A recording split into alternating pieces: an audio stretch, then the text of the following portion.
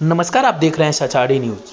IIT मंडी के 16वें स्थापना दिवस को संबोधित करते हुए रक्षा मंत्री राजनाथ सिंह ने कहा, भारतीय तकनीकी क्रांति के क्षेत्र में बदलती दुनिया के साथ कदम से कदम मिलाकर आगे बढ़ रहा है।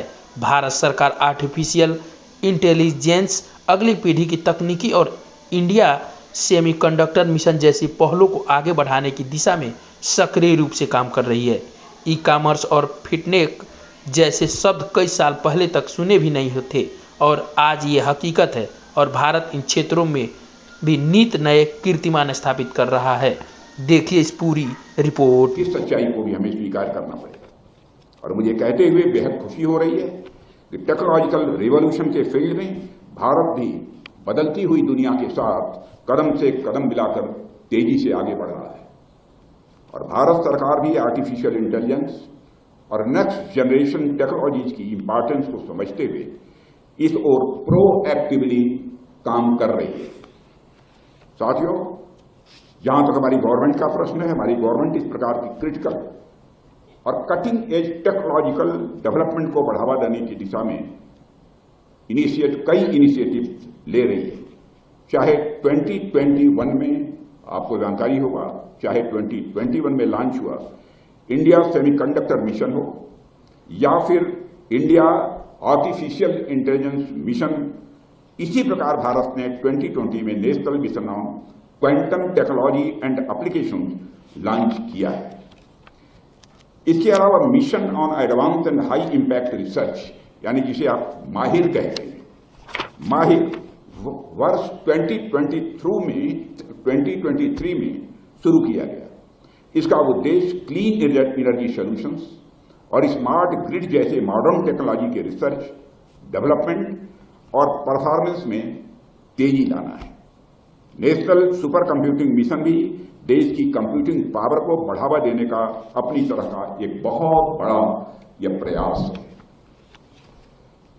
मित्रों, मैं आपके बीच इसकी चर्चा इसलिए कर रहा हूं ताकि स्टूडेंट्स कॉन्फिडेंट रहें कि आज के भारत में इनोवेटिव और हार्ड वर्किंग लोगों के लिए कोई अवसरों की कमी नहीं है, अपॉर्चुनिटीज की कमी नहीं है।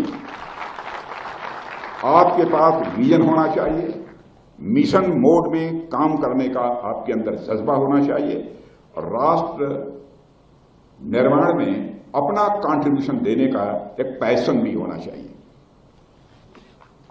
And then even the sky is not the limit, बार बार आपने सुना होगा। And then sky is not the limit, there is a sea of opportunity in front of you, there is a sea of opportunity in front of you. All you need is to channelise your opportunity in the right direction. मित्रों, आजादी के कई decades के बाद भारत को एक third world country कहा गया, कई डिकेड के बाद। मैं मानता हूं कि आजादी के बाद हमारे सामने बहुत सारे चैलेंजेस रहे। किन्हीं कारणों से इन चैलेंजेस ने हमारे देश की कई पीढ़ियों को निराश भी किया है। पहले लोग आजादी मिली थी, बहुत ही डिसअपॉइंटेड थे, उनके अंदर एक निराशा का भाव, डिसअपॉइंटमेंट की एक फीलिंग थी। हमारे युवा सपने देखने से भी उस समय डरने लगे थे, क्या होगा, अमेरिका इतनी तेजी से आगे निकल गया, फ्रांस इतनी तेजी से आगे निकल गया, रूस निकल गया, क्या होगा भारत का। और सपने भी देखते भी तो अमेरिकन देखते थे। और youth started having American dreams. एक समय ऐसे हालात भारत में पैदा हुए थे। मित्रों, यही वजह थी कि आजादी के बाद दशकों तक हमारे देश के युवा वर्ग को अपने सपनों को पूरा करने के लिए फॉरेन जाना पड़ता था और फॉरेन टूर पर फैमिली के लोग भी बहुत अपने को प्राउड फील करते थे कि हमारा बेटा फॉरेन में पढ़ रहा है। पर आज आपके पास अपने सभी ड्रीम्स को पूरा करने के सोर्सेज और रिसोर्सेज, यानी साधन और संसाधन, ये दोनों हैं। जरूरत है एक फर्म कन्विक्शन की, जरूरत है एक संकल्प की। साथियों, आज का समय बदल गया है और ये इंडियन ड्रीम का समय है। यह इंडियन ड्रीम का समय है। भारतीय स्वप्न देखो। आज आप अपने देश में, अपने भारत में रहकर कोई भी सपने देख सकते हैं और उन्हें अपने संकल्प और साधना से आप पूरा कर सकते हैं। यह विश्वास भी हमारे भारत के नौजवानों के अंदर होना चाहिए। और यह रिटोरिकल स्टेटमेंट नहीं है, बल्कि एक वेल इस्टेब्लिशमेंट यह फैक्ट बन चुका है। जैसा कि मैंने पहले भी कहा है कि भारत वर्ल्ड प्लेटफॉर्म पर सबसे वाइब्रेंट स्टार्टअप इकोसिस्टम में से एक के रूप में इस समय उभरा है। इसने तीसरे सबसे बड़े स्टार्टअप के रूप में अपनी जगह बनाई है और 100 से अधिक यूनिकॉर्न के साथ भारतीय स्टार्टअप इकोसिस्टम इनोवेशन और एंटरप्रेन्योरशिप के फ्यूचर को शेप देने का काम कर रहा है। साथियों, आज भारत एक स्ट्रांग डिजिटल इकोनॉमी बन के उभरा है। 2024 में 171 बिलियन यूपीआई ट्रांजैक्शन हुए, जिसकी टोटल वैल्यू लगभग 245 लाख करोड़ हुए। भारत में जितने यूपीआई ट्रांजैक्शन होते हैं, सारी दुनिया में उतने यूपीआई ट्रांजैक्शन नहीं हो रहे हैं। यह है भारत के नौजवानों का करिश्मा। दुनिया के किसी भी देश में इस लेवल की डिजिटल ट्रांजैक्शन नहीं होती है। आज यूपीआई भारत की एक बहुत बड़ी सक्सेस स्टोरी बन चुकी है। ऐसे अनेक उदाहरण भारत में मौजूद हैं, जहां हमारे सामने जब कोई नई टेक्नोलॉजी आई है तो हमने उसे एक चैलेंज के रूप में नहीं, बल्कि एक अपॉर्चुनिटी के रूप में देखा है और हमने उस अपॉर्चुनिटी को ग्रैब किया है और उसमें मास्टरी भी हासिल की है और मास्टरी हासिल करने की हम कोशिश भी करते हैं।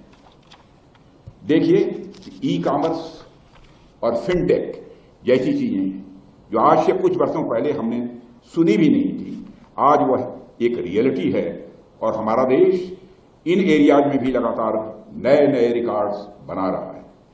जो उदाहरण मैं आपके सामने दे रहा हूं, इसके पीछे एक मैसेज है और यह मैसेज सिर्फ आईआईटी मंडी के लिए नहीं है, बल्कि भारत के सभी टेक्नोलॉजिकल इंस्टीट्यूट्स के लिए। मित्रों, इस समय आप लोग अपनी प्राइम यूथ में हैं।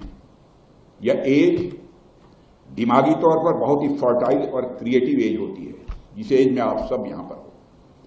इसलिए चाहे वह आर्टिफिशियल इंटेलिजेंस हो, रोबोटिक्स हो, ड्रोन टेक्नोलॉजी हो, quantum technology, cyber security, blockchain या डाटा साइंस या फिर इस प्रकार की और टेक्नोलॉजी हो, इन सभी न्यू टेक्नोलॉजी में आपके पास बहुत कुछ करने की संभावनाएं हैं और आप कैपेबल भी हैं।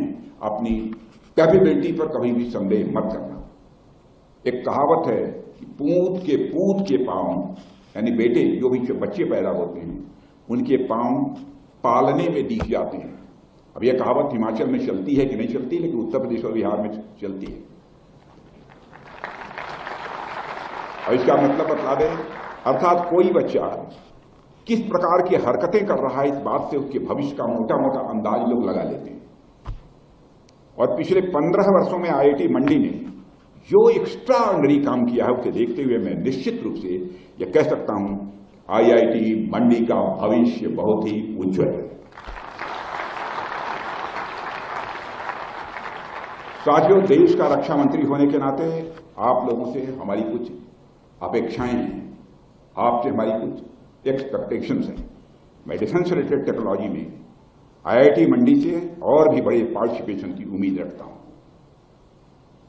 मुझे यह जानकर बेहद खुशी हुई है कि आईआईटी मंडी डीआरडीओ के साथ मिलकर कई रिसर्च प्रॉब्लम्स पर बड़े क्लोज कोऑर्डिनेशन के साथ काम कर रहा है। सच है। और इसके अलावा G20 के दौरान भी आपने टेक्नोलॉजी फॉर डिफेंस की थीम के साथ एक इवेंट का भी आपने आयोजन किया था।